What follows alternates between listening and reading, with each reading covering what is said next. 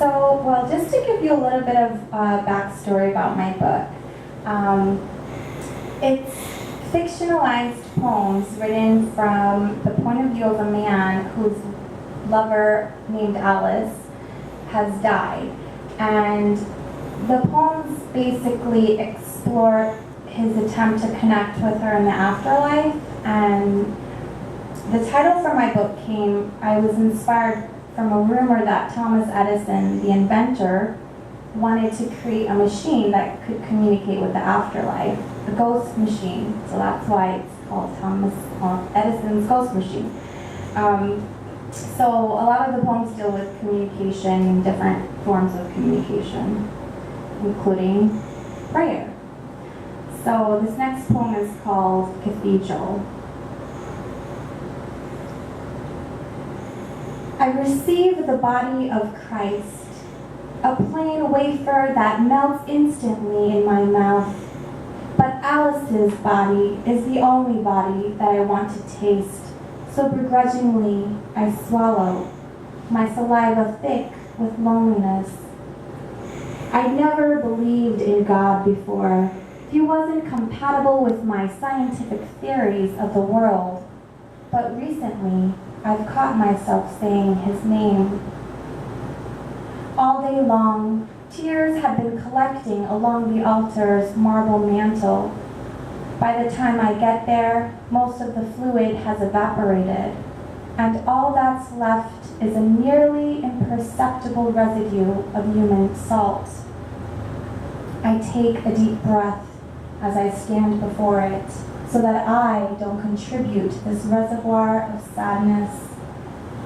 Around me there are dozens of people who kneel as they light candles for the dead. When the church finally starts to empty out, I light all of the remaining candles for her. There are numerous metal boxes that clink every time another quarter is dropped in. I treat these boxes like they are payphones and kneel before them for hours, depositing more coins so I can keep on talking to her. Yeah.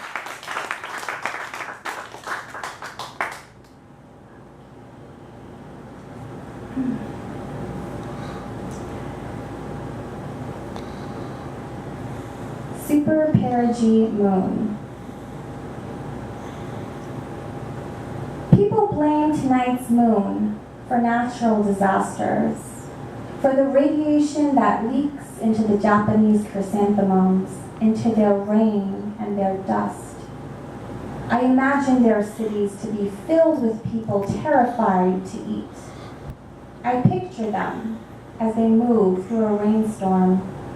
Even though their black umbrellas burn and disappear, they still dig through, still look for the buried people, as if they are unable to stop. The explosion is over. What they really have to worry about, though, is the fallout, when the haunting bits of radiation sink down through the sky. When they no longer expect it, the radiation will cover them like an invisible ghost skin. It will make them sick. Many things in life act this way. You think the worst is over, but then things resurface, like a snapshot of Alice as a little girl, or her red hair ribbons behind the couch, or even the moon as it returns nightly with its weak light that illuminates the vacancies within us all.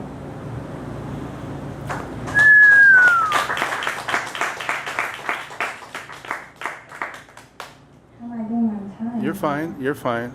We're so far ahead of time right now. You're good. Can I do 2 more? Yes.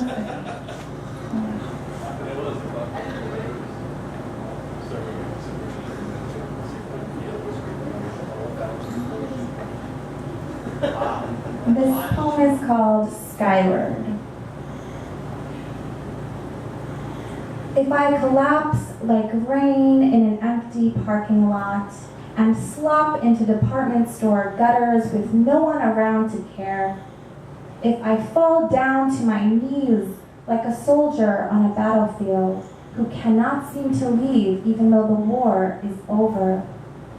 If this world continues to terrify, if days of being loveless still me, if her soul is constant, or if it ended when her body ended, if I repeat her name every day since she's been gone, like the prayers of a madman, if her face flashes before me like time-lapsed photographs, or as I forge wings out of everything I come across, if one of these contraptions will be the way to enter the sky.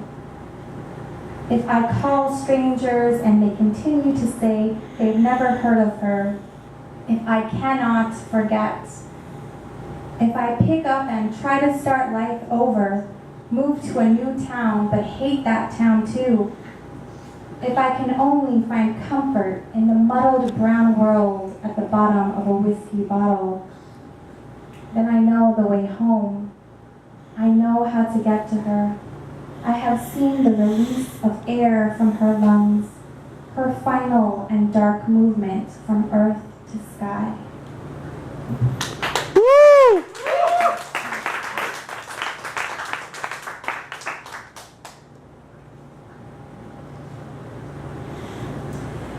Okay, so this is going to be the last poem I'll read for tonight, and it's Breaking my heart.